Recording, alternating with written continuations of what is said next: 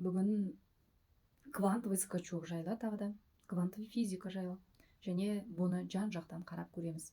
Ислам жағынан, ғылыми жағынан және эзотерика жағынан, үшіншісі психология, психика жағынан қараймыз. Квантовый скачок біздің исламда да бұған дейін де болды, бола береді, болады да. Қараңыз, ол қалай? Шүкір етсең, шүкіршілігіңді арттырамын деген қарапайым сөз, бізден бұрыннан келе жатқан, бәріміз білетін, бірақ оны қабылдамаймыз, оны жасамаймыз, пендешілікке салынып кетеміз. Маған бір қыз келген болатын, есімде жоқ, жазда ма, көктем бітіп енді жазға өтіп жатқан кезде табыс 3 миллион қойып келді. Цель 3 миллион. Біз жұмыс жасадық, бір ай бітіп, екінші айға кетіп жатқан кезде ол қыз табыс табады, 350 мың теңге табыс табады. Үйде отырып, баламенен, бұған дейін 0 табыста отырған қыз, табыс табады. И ол маған айтады, 350 мың теңге таптым. Мен 3 миллион теңге деп қойған едім ғой. Яғни ол қыздың санасында Құдай берді. Бізге бірінші Алла береді, дәмін татқызып көреді. Береді бізге, қандай, не істейді екен мұны? Мына ойдан өте ме екен, өтпей ме екен? Жаңағы қыз өтпей қалды. Неге? Алла берді, шүкіршілік болған жоқ. Дейді. Представляете? Мені Құдай санап тұр. Мен Құдай емеспін. Мен инструментпін. Мен жол көрсетушімін. Просто жолда тұрған надпись сияқты, былай жүр деген сияқты ғой. Ал ол мені Құдай ретінде көріп алды, маған келді. Беретін де Алла, алатын да Алла. Сондықтан да ешкімді, қандай мықты психолог болсын, қандай мықты мышлениемен жұмыс істесін, ешкімді ешқашан Құдай етіп алмаңыз. Барлық нәрсені болдырып жатқан, ағаштан бір жапырақ үзіліп түссе де, ол Құдайдың қалауымен үзіліп жерге түседі. Сондықтан да қазір өміріңізде не болып жатса да, бәрін беретін бір ғана Алла. Адамнан сұрамаңыз, Алладан сұраңыз. Осындай сынақтан өтпей қалғандықтан бізде квантовый скачок болмайды. Егер де нөлден, мен ойлаймын қазір, 0-ден 350 мың теңге табысқа бір айдың ішінде шығу, бұның өзі өте керемет результат үйде отырған адам үшін. Ал когда сен дегенде, уже Құдай сенен алып қояды. Потому что сен сынақтан өткен жоқсың, саған кішкене берілді. Бізге беріліп жатқан, байлық болсын, атақ болсын, қиындық болсын, қиыншылық болсын, барлығы да сынақ. Сіз одан өттіңіз, мені Құдай жазалады, Құдай мені жаман көреді, содан кейін менің басында осындай проблема бар десеңіз, сіз одан әрі қарай төменге кете бересіз. Құдай сізге байлық берді, атақ берді. Мен сондай күштімін, мен бәріне өзім жеттім деген кезде тоже сіз құлайсыз. Себебі сіз Алланы ұмыттыңыз, сізде шүкіршілік кетті. Сондықтан да өміріңізде беріліп жатқан қиындық, сынақтың барлығы ол Алланың беріп жатқаны. Дәл осылай, енді квантовый физикада, сен сондықтан да осы нәрсені қазір алыңыздар, іске асырыңыздар. 1 теңге табасыз ба, 2000 теңге табасыз ба, 5000 теңге табасыз ба, шүкір етіңіз. Алла, осыны бердің. Осы 5000 теңгені маған беріп тұрсың ғой қазір, значит, сен одан да 5 миллион теңге де бере аласың. 5 миллион теңге тауып жүрсіз ба? Айтыңыз Құдай, Құдай, шүкір, мен саған разымын, 5 миллион теңге бердің, значит, сен 50 миллион теңге де бере аласың. Сен үшін ол түк те емес нәрсе ғой, деп кәдімгідей шын жүректен Құдайға алғыс. Мимен емес, рахмет Құдай емес, шын жүрекпен, состояниемен, күймен, благодарностьпен, вибрация болып жатқанда денеңізде, бұл жерде сол кезде ғана Алла сізді естиді. Сол кезде сіздің алып жатқан нығметіңізді, ризығыңызды арттырамын дейді. Шүкір етсең, ризығыңды арттырамын деген сөз. Енді осы нәрсені квантовый физика жағынан қарайтын болсақ, квантовый физикада кванттық скачок жасау үшін, қыздар, физик болудың қажеті жоқ. Себебі қазір сізбен мен пайдаланып бір-бірімізбен байланысып отырған осы телефон қалай байланыстырып тұр? Мен Қазақстанның бір жағында отырмын, ал сіз бір жағында отырсыз. Ол қалай байланыстырып тұр? Оған миымыз жетпейді біздің. Оны түсіне алмаймыз, бірақ білеміз, что телефон арқылы байланысқа шығуға болатынын да. Дәл сол сияқты квантовый скачокта дәл біз түсінбегенмен, біз осы нәрсені ұстап алсақ, квантовый скачок болады. Менің фокусым қай жерде, значит, мен осы жерде ұстай беруім керек. Сол кезде квантовый скачок болатын біз түсініп алған кезде, сол кезде әркім, әр адам ол ғалым болсын, ол білімді сондай бір профессор болсын, ол қарапайым үйде отырған әйел болсын, ол қойшы болсын, кім болса да біз бәріміз адамбыз. Кез келген адам осыны жасай алады, скачок жасай алады. Оғының бір ғана басты жирный сондай точкасы ол сенің фокусың. Яғни квантовый физикада осындай бір заңдылық бар. Сенің вниманиең қай жерде, сол жер өсе береді. Яғни бұл эзотерика, психология жағынан да естіп жүрген нәрсе бұл. Сенің вниманиең қай жерде, сол өсе береді. Яғни сенің вниманиең қарызда ма, қарызың өсе береді. Сенің вниманиең ужасный отношениеде ма, ол да өсе береді. Түсініп тұрсыздар ма? Бұрын деген, вот, например, қараңыздар, бұрын деген абьюзер деген сөздің мән мағынасын біз түсінбейтінбіз. Когда біз түсініп бастадық, абьюзер кім екенін, иә? Вот курстарға келетін қыздар әсіресе да, курс отношениеге байланысты курстар сататын, сол жерде жазып қояды, абьюзердің жаңағындай осындай қасиеттері болады. И ана қыз түсінген кезде, что қабылдаған кезде, менің күйеуім абьюзер екен деп соны білген кезде, күйеуі автоматом жаман бола бастайды. Автоматом сол қасиеттерді көрсетіп бастайды. Одан жаман күшейіп кетеді да, одан жаман болып кетеді. Неге? Себебі фокус мынаған бұрылды. Яғни бұл квантовый заңдылықтың біріншісі, сенің вниманиең қай жерде, сол жер өседі. Бұны ғалымдар зерттеген, эксперимент жасаған, екі тесікті қойған, және ғалымдар қайсы тесікті бақылаған кезде бүкіл молекула, бүкіл атомдар не бар, соның барлығы сол бақыланып тұрған тесіктің жанына шоғырланған. Ғалымдар енді алып мына тесікті бақылаған кезде бүкіл атомдар сол тесіктің жанына шоғырланған, соның жанына жинала бастаған. Бұл деген физика заңдылығының, скачоктың бір заңдылығы. Мен қазір бір заңдылығы деп мен өзім айтып отырмын, бірақ та бұл дәлелденген, ғылыми түрде дәлелденген кәдімгідей осындай заңдылық. Енді екінші заңдылығы скачок жасаудың, осыны қазір сіздер түсініп алсаңыздар, осыны алып просто өміріңізде қолданатын болсаңыздар, сіздерде скачок болады. Квантовый скачок жасай аласыздар. Кез келген точкада, кез келген нүктеде отырып, сіздер квантовый скачок жасай аласыздар, кез келгеніңіз. Енді екінші заңдылығы, ол квантовый әлемде бір зат екі жерде бір уақытта бола алады. Яғни қазір сіздің қиналып жүрген өміріңіз және екінші точкада сіздің идеальный, бақытты, байлықта, рахаттанып сүріп жатқан өміріңіз екінші точкада бар деген сөз. Яғни бұны эзотерика жағынан деп айтайын ба, қалай?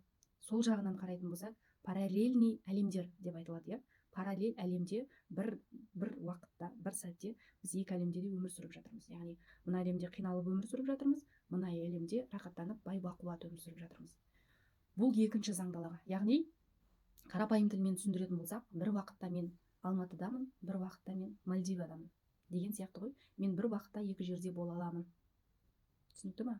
Қайсысын таңдау, қайсысына фокус қою, қайсы өмірді сүргіңіз келеді, ол сіздің ғана таңдауыңызда. Осы нәрсені оқып, осы нәрсені ұғынып, өміріңізде қолданып бастаңыздар. Бұны қалай қолданамыз? Мен қазір қиналып жүрмін деп жатырмын ба? Значит, менің түсіну керек нәрсе, менің бар фокусым осы өмірде, осы әлемде, менің қиналып жүргенімде, менің қарыздан құтыла алмай жатқанымда, менің өсе алмай жатқанымда, менің ақша таба алмай жатқанымда. Енді мына әлемде екінші точкамда бай болып өмір сүруге болады екен ғой деген ойды кіргізген кезде, хотя бы сол бір ойдың өзі сіздің басыңызда үлкен трансформация жасай алады. Түсінікті ма? Енді эзотерика жағынан келетін болсақ, бұл жерге. Ал енді эзотерика жағынан дейін ба, әлде физикамен екеуінің байланысқан тұсы дейін ба, қалай айтам? Бұл жерде айтады, сенің энергияң, квантовый әлем энергиядан тұратынын бәріміз білеміз. Көбіміз ойлаймыз, бұл әлемді самый реальный әлем деп. На самом деле бізде әлі одан жоғары біздің санамыз, түйсігіміз, біздің душамыз деген сияқты түрлі ментальный әлемдер бар. Ең соңғысы, ең төменгісі ол біз ғана. Яғни қазір біз сезінеміз, көреміз, ұстай аламыз, ұстай алған, көрген затқа ғана біз сенеміз, ал көрмейтін болсақ, ұстай алмайтын болсақ, почему-то біздің миымыз оны жоқ деп ойлайды. Қазір біз телефонмен сөйлесіп отырмыз, телефонның осындай құдіретке, осындай ғажайыпқа екенін көріп тұрмыз, бірақ та не істейміз? Бұл как положено, как должное нәрсе сияқты да. Бірақ мына телефонның өзі қазір ғажайып. сондай бір ғажайып чудо жасап тұр. Сондықтан осы чудоларды көріп бастағанда, ғажайыпқа сеніп бастаған кезде біз өмірімізді басқара аламыз, біздің әлеміміз тез өзгере алады. Енді эзотерика жағынан деп ала берейін, вибрация, денеден шығатын вибрация, яғни сенің денең қай вибрацияда тұр. Физика жағынан келетін болсақ, бұл уже мен үшін квантовый әлемнің үшінші заңдылығы болып кетеді. Қараңыздар, бір уақытта бірнеше әлемде өмір сүреміз, бір уақытта бірнеше жерде бола аламыз дедік. Кванттық әлемнен алатын болсақ, физика жағынан алатын болсақ, бір зат бір уақытта бірнеше жерде әрекет жасап өмір сүре алады. Енді осындай алатын болсақ, яғни біз ең төменгі вибрацияда жүрміз. Қазір қарыз болсаңыз, қазір ужасный отношение болса, қазір бір қиналу, страданияда өмір сүріп жатсаңыз, значит сол вибрацияның ең төменгі сатысындасыз. Сол үшін енді вибрацияны көтер деп айтып жатыр. Барлық психологтар тыңдасаңыздар, барлық вибрацияңды көтер, вибрацияңмен жұмыс жаса, энергияң не үшін? Себебі ең төменгі вибрацияда бізде ол жерде қорқыныш өмір сүреді, ол жерде тревожность, ол жерде страдания, ол жерде қиналу, ол жерде күресу деген нәрсе өмір сүреді. Қазір байқасаңыздар, көп адам миымен өмір сүріп жатыр. Миымен өмір сүру деген ол жүрек өшіп, мұздап суып қалған деген сөз. Яғни миымен өмір сүру, миымен үнемі күресіп отыру, үнемі күресу, үнемі бір нәрсеге жету, бір нәрсені күресіп жету, қиналып жету, всегда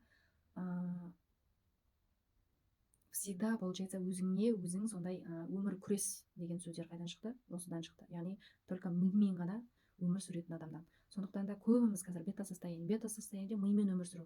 Сонда көбіміз мимен өмір сүріп жүрміз. Қарыздан қарызға, кредиттен кредитке, қиналу, күресу, анамен ұрысу, мынамен қырылысу деген сияқты біз өте төмен вибрациядамыз. Енді жоғары вибрацияға өту үшін бірінші сенің жүрегің ашылу керек. Яғни жүректің ашылуы деген мына өмірдегі ғажайыптарды байқап бастау, өзіңді жақсы көріп бастау. Өзіңді жақсы көр дегенде бір жылдары, я помню, прям сондай үлкен жаңағыдай қарсылық туып кетті. Кім жағынан? Ер адамдар жағынан. Өзін жақсы көрген әйелім маған қарамай қойды, өзін жақсы көріп кеткен жаңағыдай баласын да нетпей қойды. Оның барлығы өтірік, бос әңгіме. Оның барлығы мидың сопротивлениесі, яғни өзгеріске деген, өмірдің өзгерісіне деген ана ми опасность деп ойлап қалды оны. Сөйтті да жаңағыдай қарсылықты тудырды.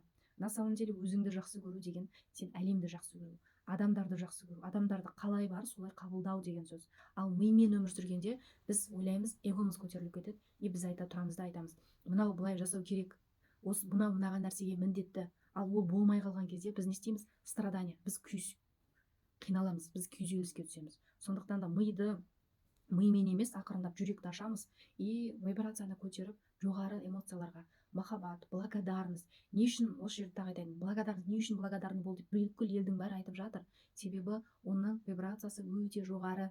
Сен благодарность сезініп, сол сезімді солмен вибрировать етіп жатқан кезде сенің энергияң көтеріледі. Яғни сен уже жоғары, былай айтатын болсақ, жоғары әлемге шыға бастайсың. Яғни уже барлық нәрсе оңай шешілетін, барлық нәрсе оңай келетін, барлық нәрсеге оңай жетуге болатын, уже сенің миың да ол жерде басқаша жұмыс істей бастайды, өзіне рұқсат беріп бастайды.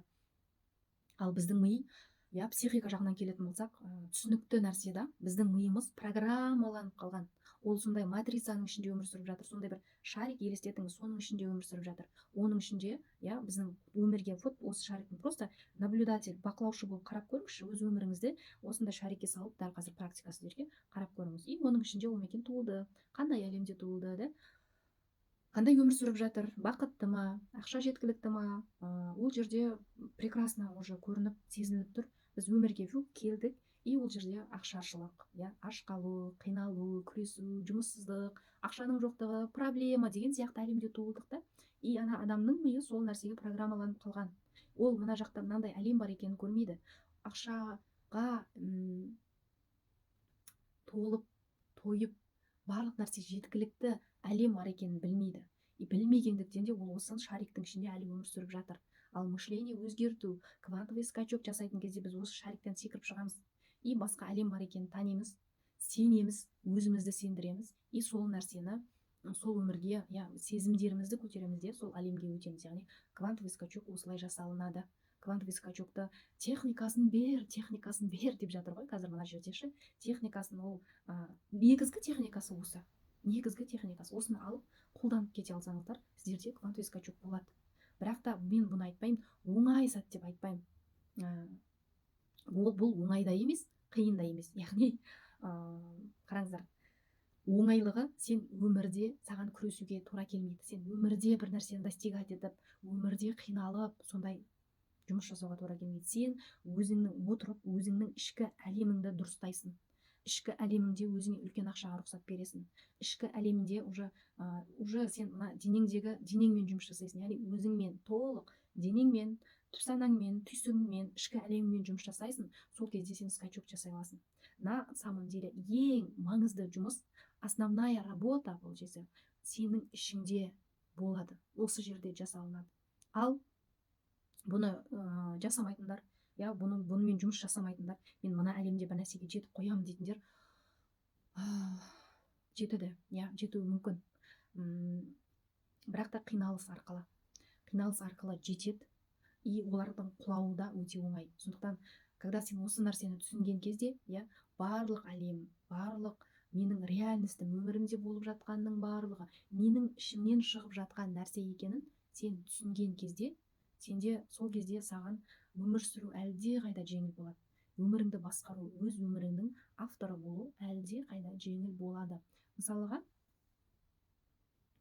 қалай айтсам болады? Мысалыға, көл дейік. Көл, проектор деп мен айтып жүрмін ғой. Проектор, біздің негізі өміріміз біздің ішімізден басталады. Біздің ішімізде программа қандай болса, сол өміріміз сол болып жатыр деп мен айтып жатырмын оған дейін. Бірақ оны көп түсінбей жатқан адамдар да бар екен. Енді мен былай түсіндірейін, қараңыздар. Көл, түн, көл, и жаңа көлдің бетінде айдың сәулесі түсіп тұр.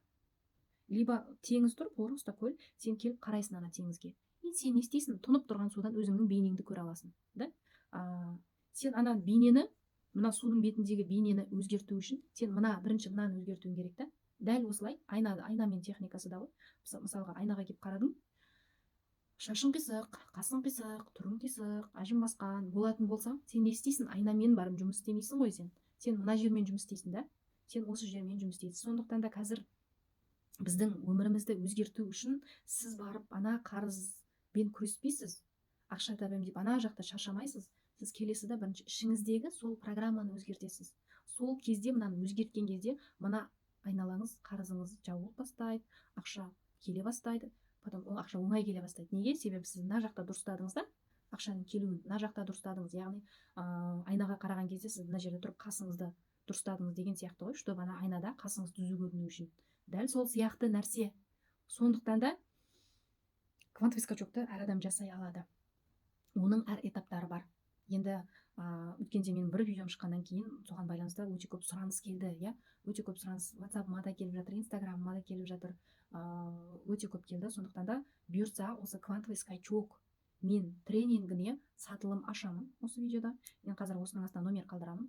Бағасы, бұны мен 350 мыңнан сатсам да болатын еді, потому что бұл жерде ең құнды сондай ақпараттар беріледі, ең құнды техникалар беріледі, чтобы сіз өзіңізбен, ішіңізбен жұмыс істеп, квантовый скачок жасап, өміріңізді өзгертіп кетуге. Яғни осымен жұмыс жасаған кезде сіздің ақшаны да оңай табасыз, отношениеде де өзгертесіз, денсаулығыңызды да өзгерте аласыз. Барлық құндылық, барлық проблема мына іште жатыр ғой. Осыны өзгертеміз, и біз квантовый скачок жасаймыз. Яғни сол үшін де қазір марафонға сатылым ашамын, бұйыртса. Бұл нәрсені мен өте қымбат бағаласам да болатын еді. Инфобизнесте жүрміз ғой біраз жылдан бері. Сол арқылы мен вебинар арқылы, прогрев арқылы, Инстаграмға шығып 350 мың или 500 мың теңге деп сатсам да болатын еді.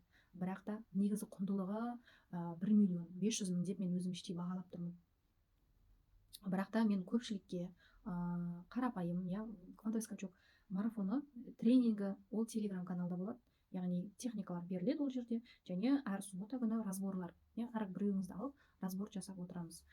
Солай өтілінеді. Сол үшін мен бағаны өте төмен бағада қойып отырмын, чтобы көп адамға көмектесу үшін.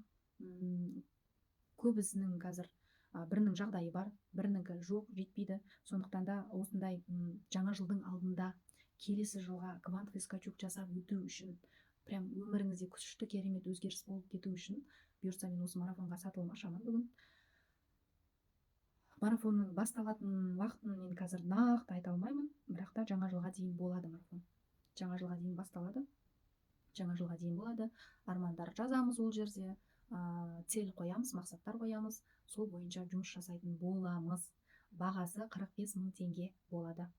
Мен мынандай бағаға сатсам болатын еді, бірақ та білмеймін. Осындай 45 000 теңге, осы квантовый скачок марафон өткізем дегеннен бері менде осы 45 000 теңге деген баға айналып жүр. Сондықтан да осы 45 000 теңге бағаны қоямын деп шештім. Бұл да бір бос нәрсе емес, бұның да бір себебі бар шығар, мен түсінбейтін деп тұрмын да, сондықтан осы бағаны қояйын деп тұрмын. Сондықтан келсеңіздер болады. Егер мен бесплатно хочу, маған бесплатный білім бер десеңіз, мен бұған дейін айтып өттім, квантовый скачок қалай жасалынатынын, ислами тұрғыда, квантовый физика тұрғыда, эзотерика, психика жағынан төртеуіне де дәлелдер келтірілді, факттар берілді. Сол білімді алып, сіз де өсе аласыз. Егер де жоқ, маған поддержка керек, мен нақты техникасын 1, 2, 3 алғым келеді, мен солай өскім келеді дейтін болсаңыздар, онда бұл мен үшін, мен айтпаймын қазір, арзан баға, өте арзан, тегін деп айтпай ақ қояйын, енді өте арзан бағада келсеңіздер болады. Қыздар, сұрақтарыңыз болса жазасыздар, мен номер қалдырамын, сол арқылы төлем жасап марафонға, тренингке тіркелсеңіздер болады. Неге мен айта алмай отырмын нақты уақытын? Себебі менде менторствода қазір қыздарым бар, оны жаңа жылға дейін бұйыртса бітіреміз ол қыздарды. Келесі менторствоға уже баға басқаша болады, потому что мен көріп отырмын да, өте мықты результатты, өте жаңағыдай минустан алып шығып жатырмыз, бұйыртса құлап жатқан бизнесті тұрғызып жатырмыз, табысқа шығып жатыр, уже 3 миллион теңге табысқа шықты менің бір қызым уже менторствода. Өте мықты результаттар соған байланысты, және менде өте энергия затратно болып кетті осы 2 ай. Значит, так должно было, осылай болу керек болды. Бірақ та мен нақты түсініп отырмын, что бұған дейін 500 000 теңге болды. Нақты түсініп отырмын, енді ол 500 000 теңгеге өте арзан баға екенін. Сондықтан жаңа жылдан кейін бұйыртса баға қымбаттайды. Мүмкін 700 000 болар, мүмкін миллион теңге болады. Сондықтан кім қатысқысы келеді осы квантовый скачокқа, келсеңіздер болады. Айтқым келіп тұрғаны, бұл жерде пол психикамен жұмыс берілмейді. Бұл жерде только квантовый скачок жасау техникасы беріледі. Сол арқылы квантовый скачок жасайсыздар. Ал егерде мен полностью программамды өзгерткім келеді, мен полностью жаңағындай ата-анадан сепарация жасап, родтық программаларды өзгертіп, мен өзімді полный өзгерткім келеді дейтін болсаңыздар, онда оған басқа курс болады, бұйыртса. Оның курстың бағасы да әлде қайда қымбат болады, және ол нәрсе үшін менторствоға келсеңіздер де болады. Осы нәрсені айтқым келіп кетті. Айтқым келіп тұр, чтобы ертең тренингке келген кезде мен психикамен жұмыс жаса, менің балалық травмаларымды алып таста деп отырмау үшін. Бұл жерде квантовый скачокта только квантовый скачок қана жасаймыз, армандарды дұрыс жазамыз, келесі жылға мақсат қоямыз, чтобы өміріміз до и после өзгерту үшін.